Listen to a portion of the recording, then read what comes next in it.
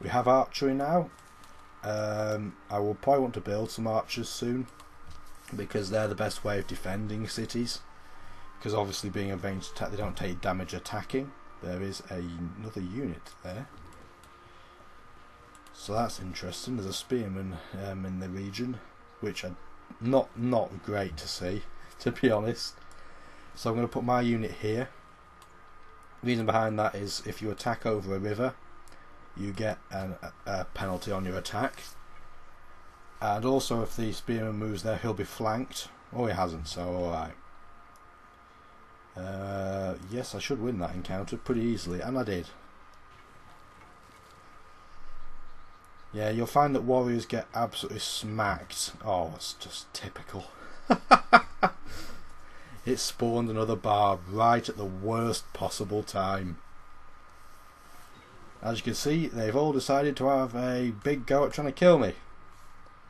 But if they ever go again, I should be alright, because I've been fortified for longer, so I should have more defence. Watch me now lose my unit. Oh, nearly did. Wow. And the thing is, I can't flee, because if I move there or there, both of them can hit me anyway, so I'm better staying in place. I'm going to befriend him temporarily, I think, because it will mean he probably won't attack me, because he won't want the Diplo penalty. Oh wow, and how unlucky can you get?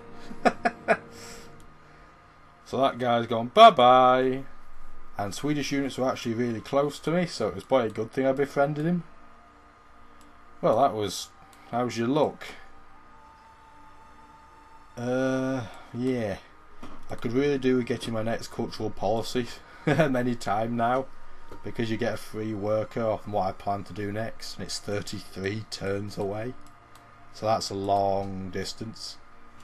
At least I know now. He had quite a lot of units coming this way. He might have not been going for me, it's just quite a lot of units all the same. And I can't believe that happened. Where I got flanked by 3 units. It's ridiculous. And I suspect my happiness is now going to turn to unhappiness, because Antwerp isn't going to be friendly with me for much longer. But at least I can get my spear out now. So I'm going to go and tidy that situation up that just happened. I am also going to quickly build an archer, because I'm going to have to now that warrior bit the dust. And it'll take me 25 turns at least to get the cataphract, so I don't have to worry about that. There's more iron there that I hadn't noticed. So that location could actually be quite a good one, having horses, deer, fur. That's not bad. I'm going to put that on the hill just in case, because I've got more defence there. Notice how my empire's now become unhappy. So there is no point prioritising food. That city never did prioritise food. And you might as well emphasise production while your empire is unhappy.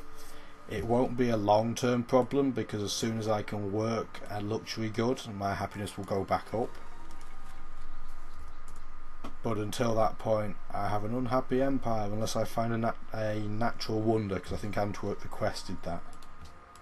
That looks like the US. They never did trade embassies, and they still don't have writing, that's why. Wow. They must have gone a very militaristic path. So I've got 75 gold, so that's kind of made up for the fact that I got my arse handed to me with that warrior. I'm going to build an archer as protection, because I'm building another that'll give me an archer in each city. The spear I'm going to improve on rough, because mounted units, which it is best at, don't like rough terrain. I was then going to move on to rough terrain to then begin healing, just in case there are any other spare barbs around that I could take the experience from. So I'm going to fortify there until healed. And already, wow, I told you the AI was erratic. Washington has already declared war on Rackham. So that tells you all you need to know about the US in this game, and they have access to at least 6 iron. So if they have swordsmen, they're just going to rip Rackham to pieces. So that's not a good start. That's not ideal in the slightest. There's a 2 food 1 hammer there, which I'm tempted to use instead, but what would I use over it? Because I could do with the gold production, but at the same time an extra hammer is an extra hammer. Yeah, I'll do that for now. I'm not in a situation where I think I'll be randomly attacked. I mean, if anybody's going to do it, it's going to be Genghis Khan, and he is quite a distance away. I don't think Denmark will go over all this distance to attack me. I think he'll just give up and attack someone nearby, like Spain. So I might as well, if I'm building archers for defence, use this spear to check elsewhere.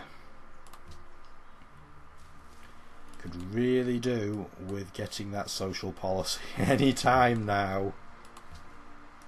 There is a barb there, and if the barb decides to attack me, it's going to hurt itself a lot, because I am a stronger unit and on my favourite terrain, which has a defensive boost. I'm going to stay where I am because your movement drops to 1 if you're beside something hostile. So I'm going to wait there and see where the AI decides to move, and it decides to just get in the way, so I'm going to just attack it. And I'll actually get a 2-hit kill on that, so that's pretty good. I could build the Temple of Artemis now. That would be great for building defensive units. You know, I might actually have a go at that. I'm tempted to build a worker as well. I'll build a worker and see where we stand on the Temple of Artemis. I don't think I'll have the opportunity to build it anyway, because if I wanted to build it I would have had to start building it before now. But if you start building a wonder and somebody beats you to it, you can get a financial reward for trying to build it in the first place, otherwise known as fail gold.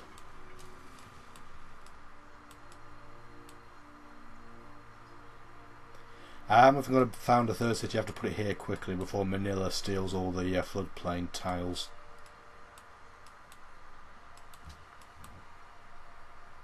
There is a way of getting tiles off other empires and city-states and things like that, but it's not without penalties. And that barbarian attacked me and got his shit kicked in. This land must be pretty interesting to research because everyone's sort of looking around it, and Antwerp is now allies with Denmark. So that's not ideal, because obviously if Denmark went to war with me, Antwerp would go to war with me as well. Not that Antwerp would be massively dangerous, it would just be annoying because I have to keep tabs on it. Manila has just been attacked by Denmark apparently. Do you see what I mean about aggressive AIs for no reason? He's nowhere near Manila and he's just attacked it. It's not because it was allied with someone who didn't like it. It wasn't allied with anybody. I'm going to attack... Oh wow, 93 HP. I thought I was going to kill it in one hit, but never mind. Yeah, he's just attacked Manila for absolutely no reason. Whether he'll go through with it or not, I'm not sure, but only time will tell. That was easy experience there. Attacking an archer in a melee fight is just, you know, it's just one of those things that you do because, you know, there's pretty much no consequences to doing so. I'm going to move here and start recovering so I can see if the bard produces another unit. There's wine here actually, so this is a good location as well. Not for me though, it's way too close to Genghis Khan. So Adrianople has finally built that monument, and I'm going to now go with a shrine because I don't need food production yet. So I'm just going to let it produce a shrine. It's going to take quite a long time considering, but never mind. Washington has finally decided to get writing, and well, he's pretty close to Rakemeng. It's no wonder they went to war so quickly, but Rakemeng's capital seems completely safe. It's not taking any damage. It is growing at quite a pace. The Iroquois have got the most culture. I am not massively surprised. Although Spain with their Pantheon, I think, got benefit of that stat, but never mind. I could go for construction, I could go for currency. The reason I'm going to go for construction is because the Colosseum you can build with construction gets happiness, and we may need that. I don't want to work that new tile yet. I was kind of hoping it would get the sheep as the new tile, but never mind. You see why it prioritised the luxury good over a power tile. But having the sheep would have been pretty handy. Yeah, I'm definitely going to have to build a city there pretty swiftly, aren't I? I would probably put it maybe there, because that way at least I'd have, I could turn that into a mine, I could turn that into a mine, I could turn that into a mine. I wouldn't be able to reach that, but I could put another city down here for that. You got a few choices for where you could put a city. The silver here is just in a crap location because it's not quite close enough to the river to be massively useful. I wish that encampment was a city quest, because I would quite like to pick up at influence as well as money. There's a nice trio of tiles there as well. So yeah, some good locations on this map to build cities.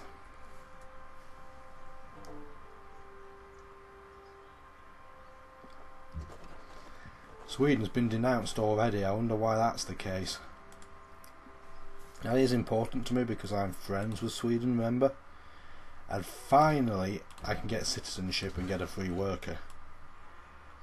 That is really, really important. Where I'm going to build first though is an interesting question. Because if you work fur you just get more gold. And am I working that tile? I am. But I would rather work a silver first. Which ones am I working? I'll go after this first. And he's randomly hostile towards me because I'm friends with Sweden. Okay.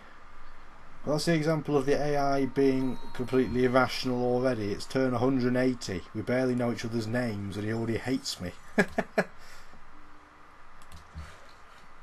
So that happened. Constructing a mine here will give me an extra production point in that tile, so that's important, obviously, and it will also give me extra happiness. There is a lot of wine down here, in fact. I'm actually going to heal when I'm there. I don't know why I didn't choose to do that the previous turn, but I'll do it on that turn instead. I'm just going to quickly check. I think both of the iron tiles I have are both 2 iron apiece. There's 2 there and 2 there. There's 2 more there if I can be bothered getting it. It's not a good tile. There's 2 there. So I'm going to have a reasonable amount of iron, but not a huge amount. And I've just been denounced by him as well. So Denmark being a really rational and sensible level-headed leader in this game. He is an AI that is supposed to be designed to especially prey on the weak, especially the militarily weak. So I am just going to keep tabs on that, because if I start seeing Danish units coming up, I'm going to have to be careful. I'm going to quickly, now I've got a second worker, upgrade the furs there. And what do I want to build? I'm going to start trying to build the Temple of Artemis, even if I only get it for fail gold.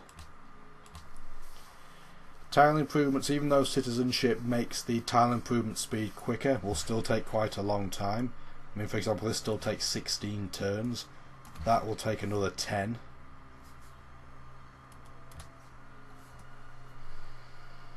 But that's just the joys of the marathon game. It's more realistic, and I actually enjoy it a lot more because the way the military upgrades, you actually feel that upgrading is not an entirely wasted time. Declaration from Sweden is that they're now protecting Prague and Antwerp. That's pretty controversial because I thought Antwerp was allied with Denmark. It isn't anymore, but it was. Hopefully oh, hello. Spain doesn't like Denmark either. I'm not going to engage in war with Denmark right now, though. I can't physically afford to. I want to try and build up my cities first before I start doing that. As soon as I can get some happiness back, I start growing them further. Right now I'm just having to be patient and wait. having an archer on each means I should be reasonably well defended. I can nearly afford another archery unit on top of that, so it's not like I'm completely a sitting duck for an empire. It's just really frustrating when you get attacked early game from an AI that's clearly cheated to get its military early, because obviously the human player can't do that. Like, for example, it'd just be typical if Genghis Khan behind this archer had like 4 horsemen and just kicked my ass. But actually, if you become friends with Genghis Khan, he is one of the AI behind Genghis Khan is designed to be really loyal if you're friends with him, and I would say that's pretty accurate from my own experience. He is a dick if you're not friends with him, but if you are, then he is very loyal to the cause. I think this is the edge of the Pangaea on the right hand side and the bottom. This is actually quite a nice location. It's secluded, there's fish available, there's a luxury resource, and there's a power tile. Obviously I can't build there, and I presume that Spain will build there. This does look like a map though where getting your religion is going to be quite difficult. I can see that coming from a mile away, having religion wars. My word, there's more fish down there. You can get a couple of good cities in here on this peninsula. If you enjoyed the video you've just seen, please join my Facebook group and follow me on Twitter for the latest news.